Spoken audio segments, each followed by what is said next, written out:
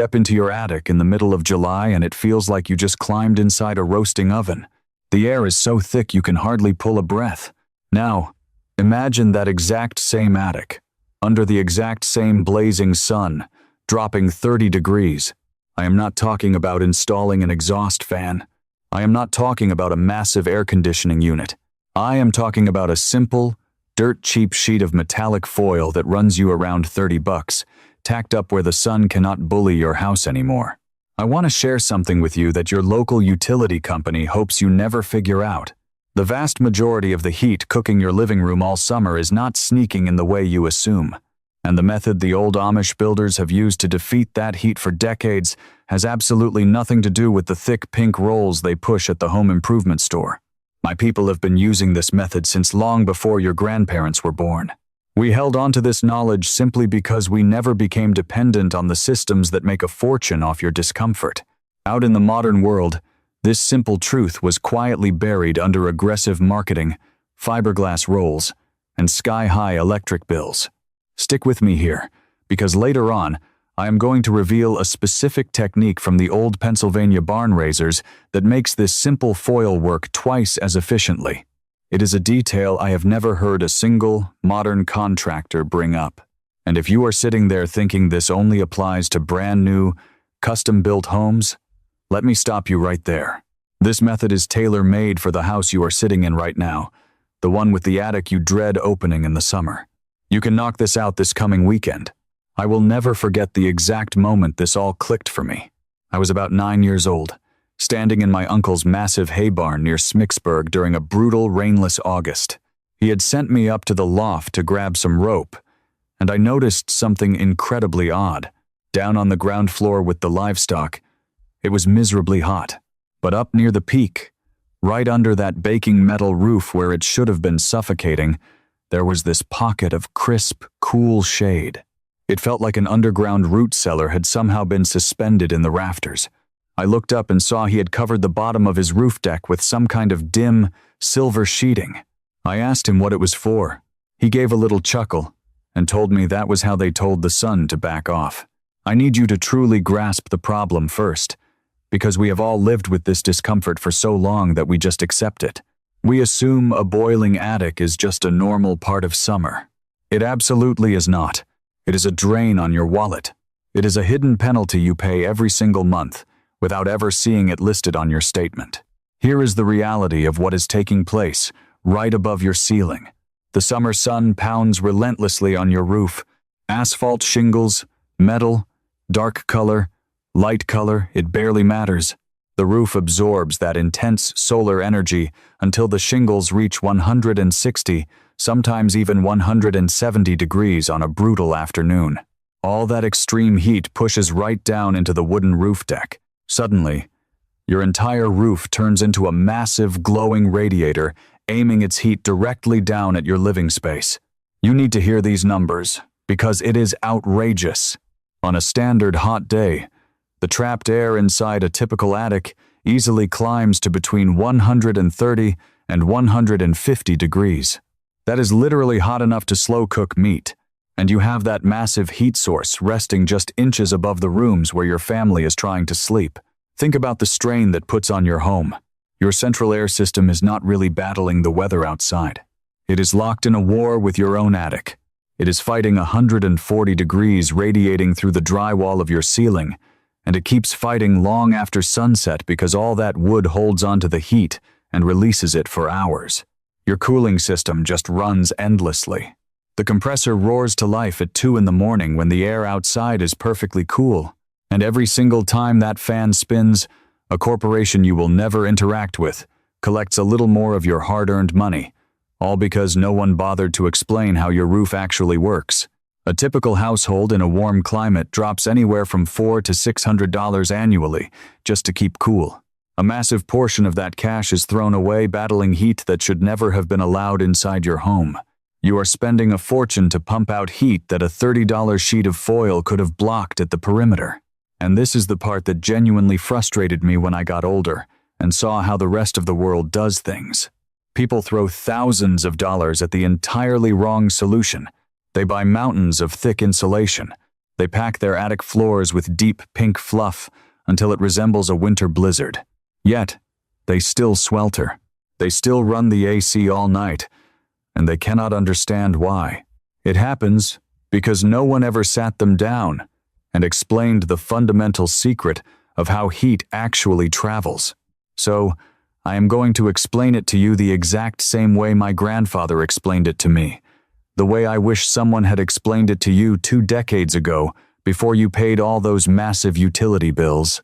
Heat moves in exactly 3 ways. Just 3. Once you understand them, the insulation companies can never trick you again. The first method is conduction. This is heat transferring through a solid object by direct physical contact. Think of a metal spoon resting in a boiling pot of stew. The heat simply climbs up the metal handle. The second method is convection. This is heat being transported by moving liquids or gases. Warm air rising is convection. It is the exact reason your second floor is always stuffier than your first floor. Now, the modern building industry understands conduction and convection perfectly well. That thick, fluffy insulation they sell you is specifically designed to battle those 2 forces. It works by trapping millions of tiny air pockets, so the heat cannot easily crawl through the solid parts and cannot drift away on air currents. For those specific jobs, it is a perfectly fine product. But there is a third way that heat moves. And this is the exact detail they conveniently leave out when they are convincing you to buy another dozen rolls of fiberglass. It is known as radiant heat. It travels in the form of invisible energy waves, much like visible light. It shoots straight through empty space or open air without actually warming that air. It only turns into sensible heat when it finally crashes into a solid object and releases its energy. It is the exact same phenomenon you experience on a crisp autumn day when the air is freezing cold, but the sun still feels warm on your skin. The cold air did not bring that warmth to you. That energy shot across 93 million miles of a frozen vacuum and struck your face directly. Here is the vital truth you need to internalize. And once you get it, you will never look at your house the same way. On a blazing summer afternoon, the vast majority of the heat invading your attic is radiant heat.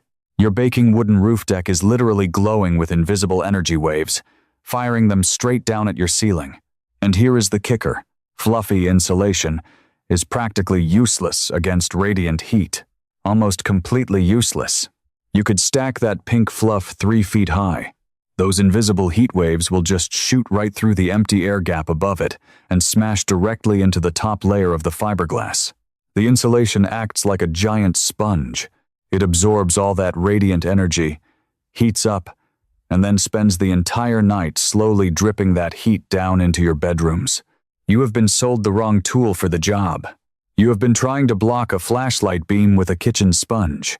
So, what actually stops radiant heat in its tracks? It is not thickness. It is not heavy materials. It is not thousands of dollars. It is a highly reflective surface. That is the entire secret.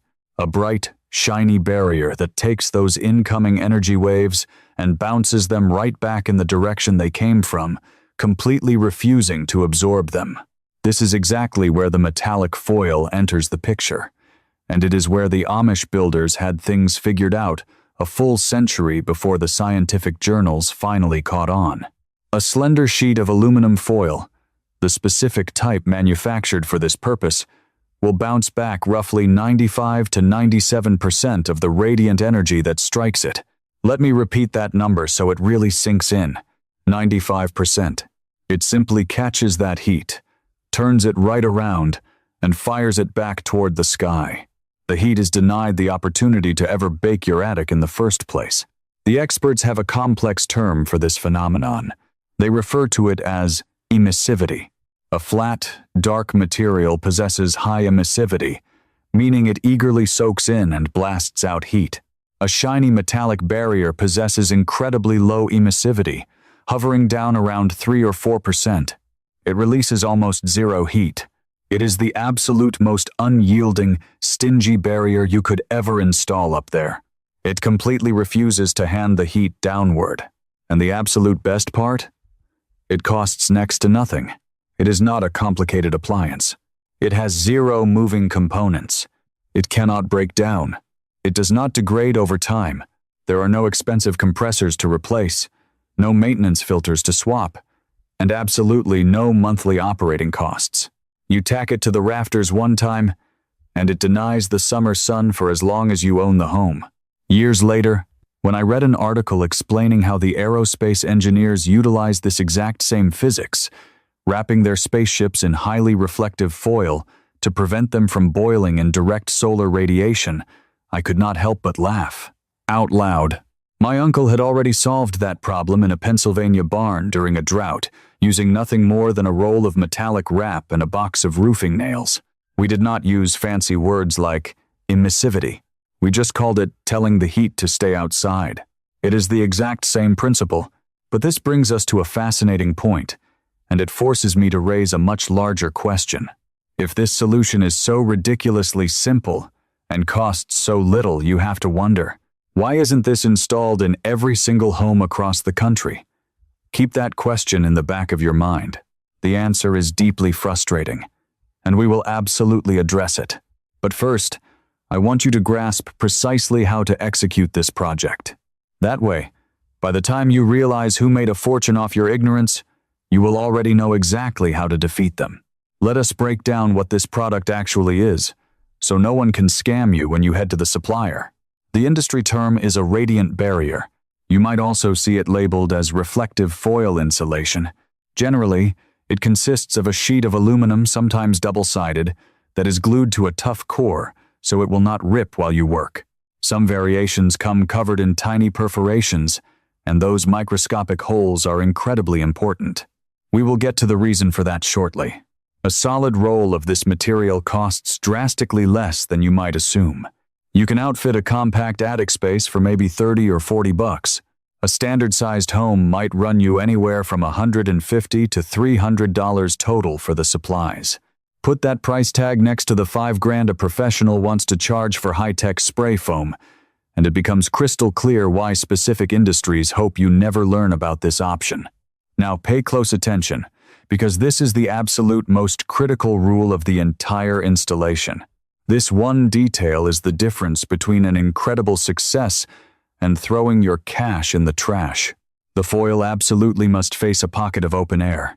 There has to be an unobstructed gap directly in front of the reflective surface. This is the exact step where most folks mess up. Keep in mind, the barrier functions in two directions. The reflective face pointing toward the hot roof bounces the energy away, but the underside also functions by stubbornly refusing to emit heat downward. In order for both of these properties to activate, there must be a breathing space along that shiny face.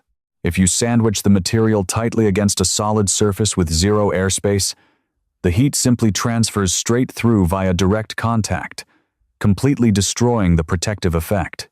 It becomes that metal spoon sitting in the hot soup. Therefore, never compress it directly against your attic floor. It requires breathing room. The optimal location, and the spot we always preferred, is way up high, secured to the bottom edge of your roof's framing. I am talking about those angled wooden rafters supporting the roof boards. You take your staple gun and attach the foil directly to the bottom of those beams, with the reflective side pointing downward into the open attic space. Doing it this way preserves that crucial, natural gap of air sitting right between the barrier and the baking roof above. Now, when your sun-baked roof tries to blast radiant energy downward, it collides with that foil and ricochets directly back toward the sky. Your attic space remains entirely unaware that it is boiling outside. This is exactly what my uncle executed in his barn, a suspended, shimmering ceiling secured to the framing, creating that unforgettable pocket of crisp, cool air. I mentioned earlier that some of this foil comes peppered with tiny holes, and I promise to explain why. This is proof that the old-school craftsmen were leagues ahead of what we give them credit for.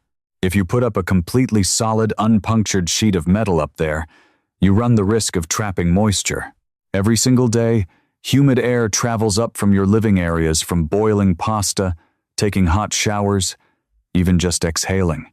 When that humid air strikes an impenetrable metal barrier, it turns into condensation.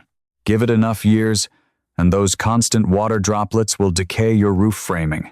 That is why premium radiant barriers feature thousands of microscopic pinholes. They allow the humidity to breathe right through the material and vent outside, all while still aggressively bouncing the heat away. The moisture escapes, but the heat is blocked.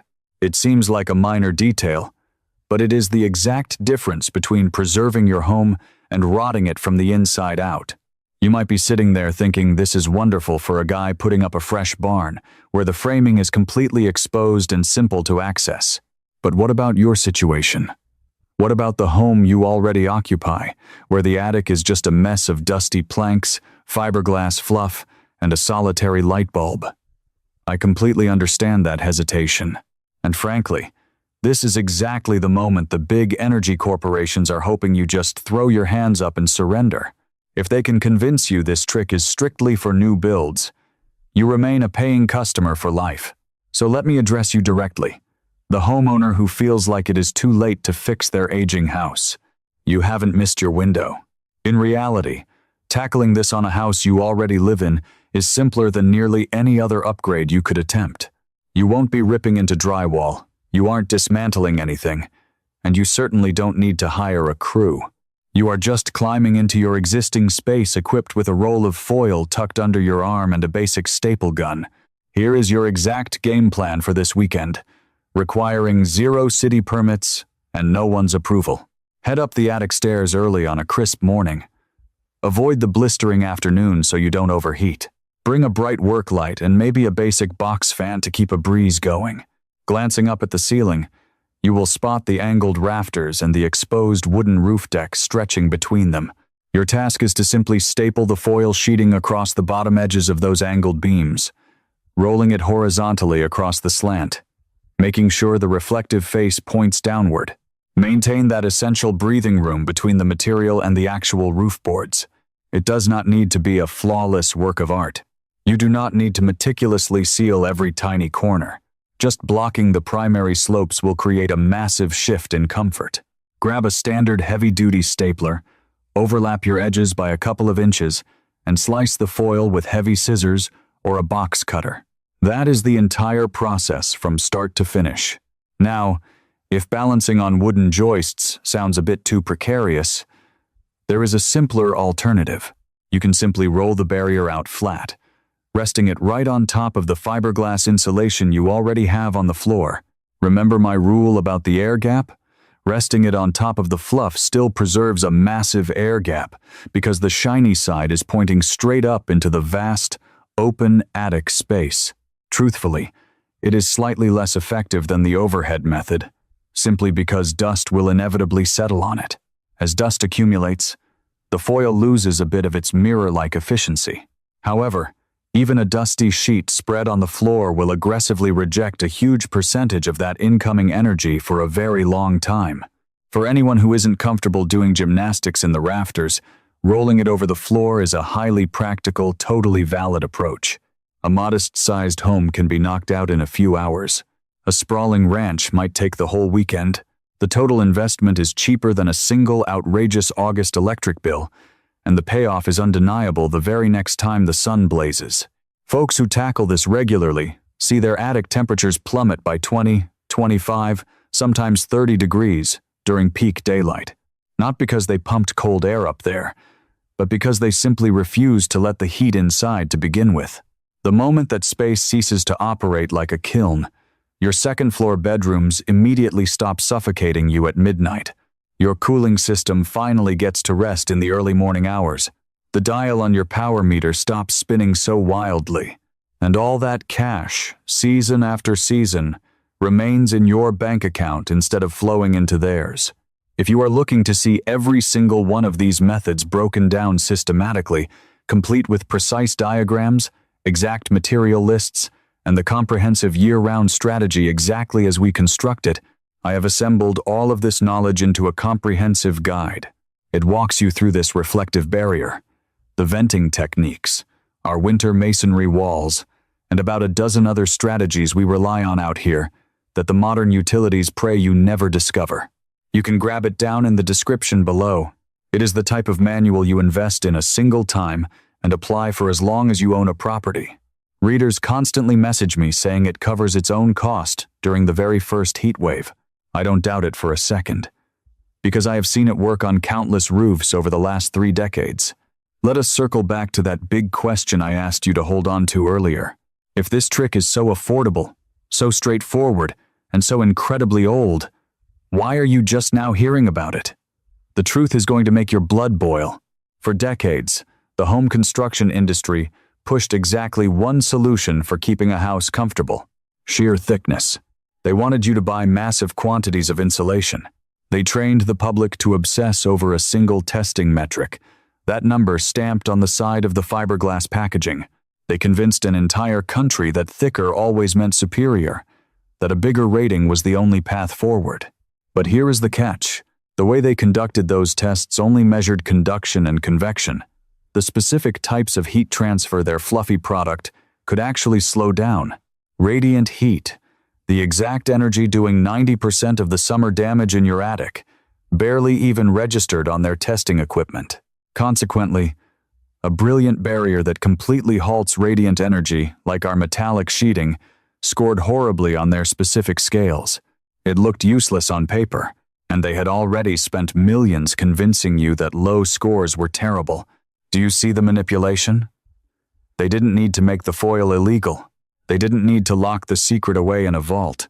They simply rewired the way you think about heat, guaranteeing that the cheap, effective fix looked like garbage, while their overpriced rolls looked like your only salvation. That is how you bury a threat in broad daylight, by training folks to look right past it. And to make matters worse, the insulation manufacturers and your local utility provider have zero financial incentive to tell you the truth. Every single time your attic overpowers your home, they send you a bill. A house that naturally rejects the sun is a house that stops buying their products. You need less fiberglass, less freon, less maintenance. To them, a self-sufficient homeowner is just a bad customer who needs to be managed. We never dealt with that nonsense where I was raised. Let me explain why this old wisdom lived on with my people while it faded away in the suburbs. When your property isn't hooked up to the power grid, you don't have the luxury of masking your bad design with a massive air conditioner. If our barns were baking, we couldn't just throw electricity at the problem. We had to fix the structure itself. We had to master airflow, roof angles, and how surfaces interacted with the sun. We preserved all these ancient methods, the reflective materials, the breathing gaps, the proper orientations, because we literally had no other choice. It meant the difference between a functional workspace and a sweltering barn that could literally kill our livestock during a heat wave. The physics behind this reflective barrier is the exact same science NASA used for their rockets, which the modern world briefly remembered and then promptly abandoned at the checkout aisle. But we never lost it. It just passed quietly from one generation's roof to the next, exactly like my uncle handing it down to a kid fetching rope on a dry summer afternoon. Way back at the beginning of this, I promised you a specific technique from the old Pennsylvania barn builders, a method that forces this foil to work twice as effectively. It is a detail I have never heard an outside professional even hint at, and we are finally there. This is the secret that elevates a simple weekend chore into a system that completely transforms how your whole home breathes. Your new foil will bounce the radiant energy away perfectly. However, a small amount of heat is still going to gather in that pocket of air sitting between the barrier and the roof boards. That trapped hot air will eventually try to push its way downward. So, the old craftsman did something brilliant, and it doesn't cost an extra dime. They gave that trapped heat a designated escape route. They designed the roof to flow. They allowed fresh, cool air to enter at the lowest point, down by the gutters, while the hot air exits at the absolute highest point, the peak of the roof. Because heat naturally rises, the second you provide an opening at the top, that trapped air pulls itself right out of the building. No exhaust fans required, no electricity needed. As the hot air escapes the peak, it physically drags cooler air in from the bottom. Your entire roof essentially exhales. It creates an invisible, continuous current that sweeps the heat away the entire time the sun is shining. Therefore, When you are stapling your barrier up, never seal off the highest or lowest points of that air pocket. Leave the bottom edge clear and leave the top ridge open. Most standard attics already feature these upper and lower vents. Your only job is to ensure the foil creates a smooth tunnel, guiding the air right to them. You are turning that gap into a thermal chimney. Now you have a double-barrel defense. The foil rejects 95% of the incoming radiation, and the chimney effect sweeps away whatever tiny bit of warmth remains before it can ever touch your ceiling. But wait, there is a secret hidden within that secret.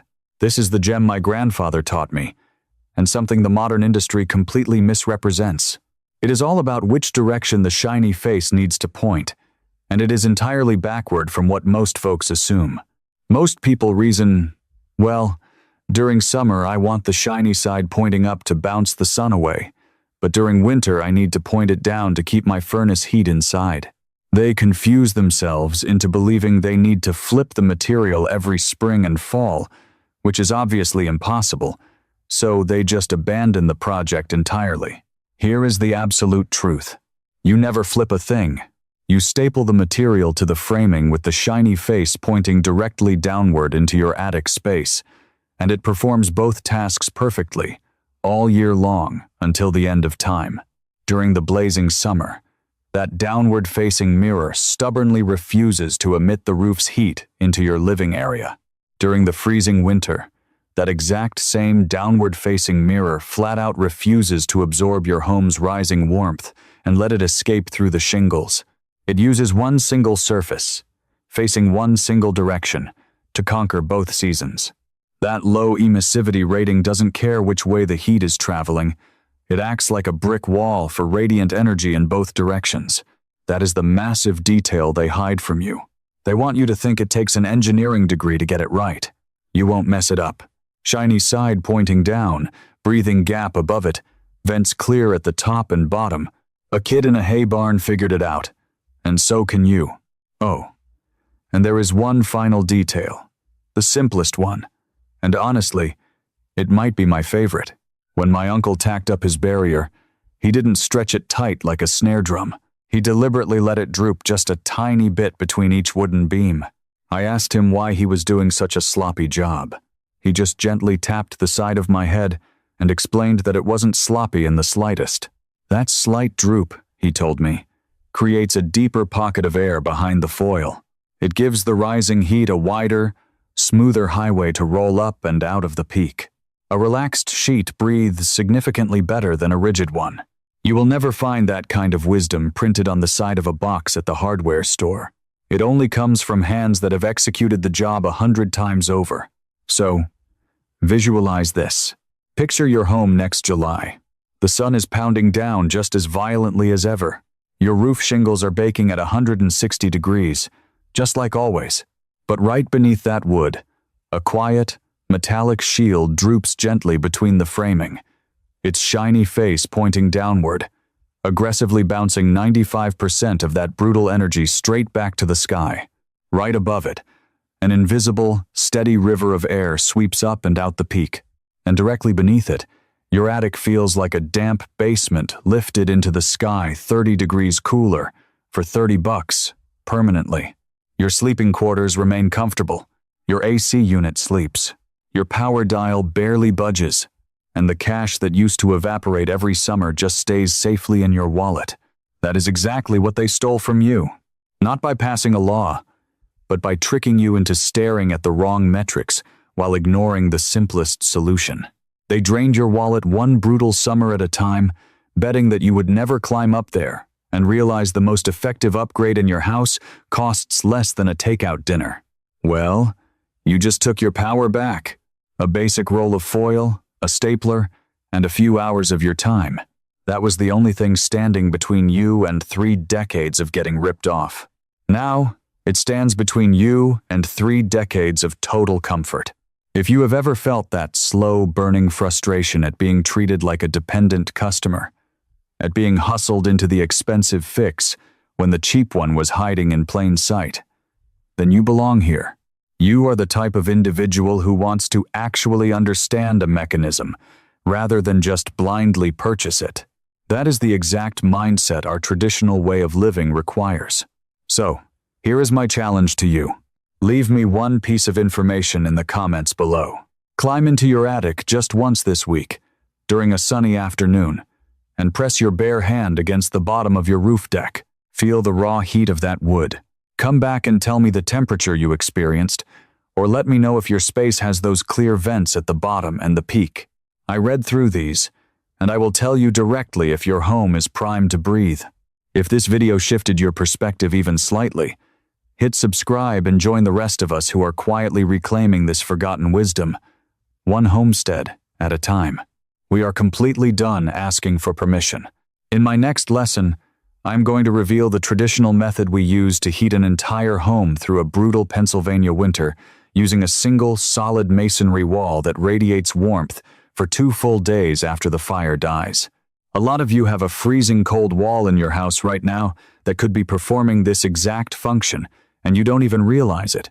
I will catch you there. Until then, do me a solid. Go physically touch that blazing roof and remind yourself that the most affordable repair in your life was the one they prayed you would never reach up and discover. You certainly won't forget it now, and your savings account will thank you. If you have stuck with me until the very end, you are absolutely my kind of folks. Come join our private community, where I pick up exactly where this lesson ends and guide you step by step through the entire installation process.